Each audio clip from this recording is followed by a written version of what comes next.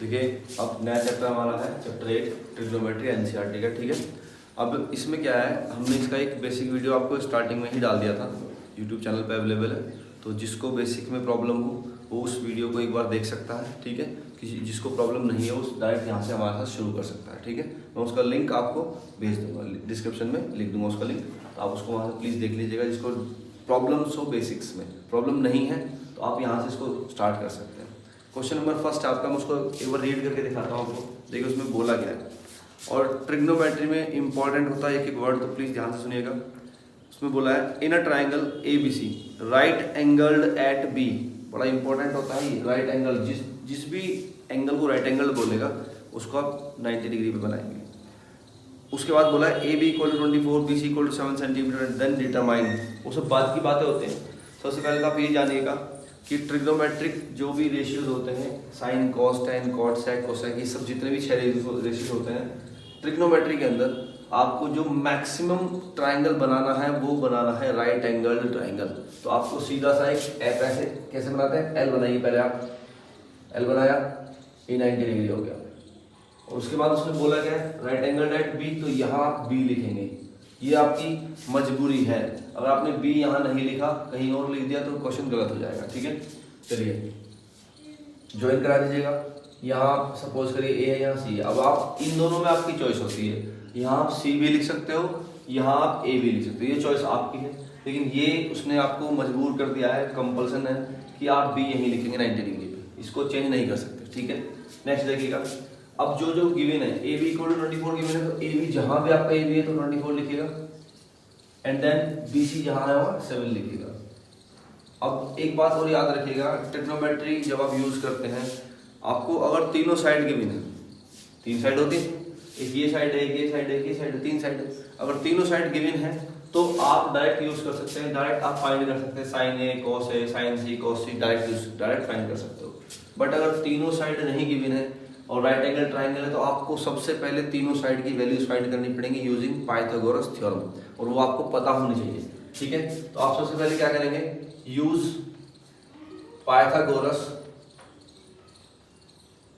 Pythagoras in triangle A B C. ABC triangle में Pythagoras use करिए। क्या होता है, देखिए पाइथागोरस होता है हाइपोटेन्यूज का square is equals to perpendicular square plus base square. अब ये चीजें क्या होती हैं, अगर आप साइड निकाल रहे हो, मेरी बात ध्यान सुनिएगा, अगर आप साइड निकाल रहे हो तो आप, ये सबको पता है स्लैंट लाइन हमेशा हाइपोटेन्यूज होती है, तो ये क्या होता है, ये एच होता है, सबको पता है, हमेशा एच यही होता है। अब पी और बी में कंफ्यूजन होता है कभी कभी, वो कंफ्यूजन कब होता है, जब आप एंगल से बात करते हो। कोई ट्रिग्नोमेट्रिक रेशियो निकालोगे, साइन ए निकालोगे तो उसके लिए परपेंडिकुलर अलग होगा, साइन सी निकालोगे उसके लिए परपेंडिकुलर अलग होगा। ठीक है, लेकिन अगर आप कोई किसी भी ट्राइंगल के अंदर पाइथागोरस यूज कर रहे हो, तो जो आपको दिख रहा है ना, ये आप इसको पी लेट कर सकते हो, उसको बी लेट कर सकते हो, उल्टा रिवर्स कर लो, इसको पी लेट कर सकते हो, उसको बी लेट कर सकते हो, कोई भी पी और बी को इंटरचेंज कर सकते हैं, इसमें प्रॉब्लम नहीं आएगी, क्वेश्चन गलत नहीं होने वाला है। ठीक है, लेकिन एंगल की जब बात करेंगे, जब इन रेशियोज की बात करेंगे, साइन ए साइन सी, तो यहाँ यहाँ आपका परपेंडिकुलर और बेस दोनों चेंज हो जाते हैं। ठीक है, वो अकॉर्डिंग टू एंगल बात करते हैं, अभी थोड़ी देर में वो आने वाला है। लेकिन हम बात करें साइड फाइंड करने की, हाइपोटेन्यूज फाइंड करने की, तो आप यहाँ पी और बी किसी को भी ले सकते हैं, but according to this situation यहाँ 24 पी है और 7 बी है, मीन्स परपेंडिकुलर यानी लंब ये है, बेस मीन्स आधार ये है, और हाइपोटेन्यूज मीन्स क्या होता है हिंदी में, कर्ण, ये कर्ण है। ठीक है, तो देखिएगा कर्ण आपको फाइंड करना है, मतलब हाइपोटेन्यूज फाइंड करना है, और पी आपके पास 24 स्क्वायर है प्लस बी आपके पास 7 स्क्वायर।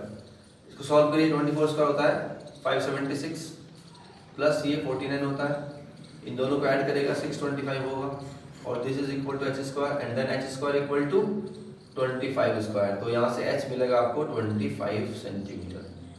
आपके पास एच आ गया है, कितना आ गया, 25 आ गया, ये 25 सेंटीमीटर आ गया। ठीक है, आपके पास तीनों साइड आ गई। अब हम मेन काम के लिए फोकस करेंगे, अब हमें निकालना है साइन ए। तो देखिए अब हमारा मेन वर्क स्टार्ट होता है, लेकिन उससे पहले आपको मैंने बेसिक वीडियो में उसको बहुत अच्छे से समझाया था, मैं फिर से लिख कर दिखा रहा हूँ उसको। ठीक है, यहाँ लिख देते हैं P B P upon H H B. देखिए पहला रेशियो जो होता है ये वाला, ये हमारा साइन का होता है, नेक्स्ट वाला होता है हमारा कॉस का, और ये टेन का होता है। रिवर्स कर दीजिए, यहाँ कोट आ जाएगा, यहाँ सेक आ जाएगा और यहाँ कॉसेक आ जाएगा। ठीक है, अब इसको पढ़ते कैसे? सपोज करो आपको सेक निकालना है, तो सेक के लिए क्या करेंगे? देखिए सेक के लिए यहाँ लिखा है नीचे से, तो सेक के लिए पढ़ेंगे हाइपोटेनस अपॉन बेस। ठीक है, ये नीचे वाली वैल्यू पहले पड़ जाएगी क्योंकि नीचे लिखा है सेक। अगर आपको कोसेक निकालना है तो कोसेक यहाँ है, तो हाइपोटेनस अपॉन परपेंडिकुलर। आपको कॉस निकालना है तो बेस अपॉन हाइपोटेनस। आपको टेन निकालना है तो परपेंडिकुलर अपॉन बेस। ठीक है, आपको साइन निकालना है तो परपेंडिकुलर अपॉन हाइपोटेनस। अब हिंदी में देखिएगा, परपेंडिकुलर मींस होता है लंब और हाइपोटेनस मींस होता है कर्ण। तो लंब बटे कर्ण साइन की वैल्यू होगी। ठीक है, आधार बटे कर्ण कॉस की वैल्यू होगी, लंब बटे आधार टेन की वैल्यू होगी। ठीक है, अब एक बात और सुनिएगा, इसको याद करने का बहुत अच्छा सिंपल सी ट्रिक बनाई हमने। PBP क्या होता है? पाकिस्तान भूखा प्यासा। HHB हिंदुस्तान हरा भरा। एकदम इजीली ये लर्न हो जाएगा। पाकिस्तान भूखा प्यासा, हिंदुस्तान हरा भरा। ठीक है, तो ये आपको इनकी जो सीरीज है ये ऑर्डर याद रखना, sine cos tan cot sec cosec. ठीक है, तो कभी भी गड़बड़ नहीं करोगे। अब देखिए इस तरह, देखिए साइन ए फाइंड करना आपको। ठीक है, साइन ए के लिए क्या करना पड़ेगा? आपको यहाँ जाना पड़ेगा, ये क्या लिखा है? P/H। ठीक है, मींस परपेंडिकुलर अपॉन हाइपोटेन्यूज, मतलब हिंदी में क्या बोलेंगे? लंब बटे कर्ण। डायग्राम में आइए, डायग्राम में सबसे पहले आप देखो ए पे आएंगे, एंगल ए यहाँ है। ठीक है, अब एंगल ए के सामने देखिए, जो भी एंगल ए के जस्ट सामने वैल्यू जो लाइन होती है वो परपेंडिकुलर होगी हमेशा। मतलब अब ये एंगल ए की बात नहीं कर रहा हूँ मैं, जिस भी एंगल को आप फाइंड करना चाह रहे हो, एंगल ए हो एंगल सी हो, कोई भी एंगल फाइंड करना चाह रहे हैं, तो उस एंगल के जस्ट सामने जो लाइन होती है, सीधी लाइन जो सामने होगी वो आपकी क्या होगी? हमेशा लंब होगी, परपेंडिकुलर होगी। ठीक है, तो एंगल ए के लिए परपेंडिकुलर कौन है? BC। और हमें साइन के लिए परपेंडिकुलर ढूंढना होता है पहले, तो आपने परपेंडिकुलर ढूंढ लिया, आपकी वैल्यू है BC अपॉन हाइपोटेनस। हमेशा स्लैंट लाइन होती है ट्रायंगल के अंदर, तो हाइपोटेनस कौन है? AC, वो फिक्स रहती है। अब यहाँ आप इनकी वैल्यूज पुट करिए, BC की वैल्यू कितना है? 7 अपॉन AC की वैल्यू कितनी है?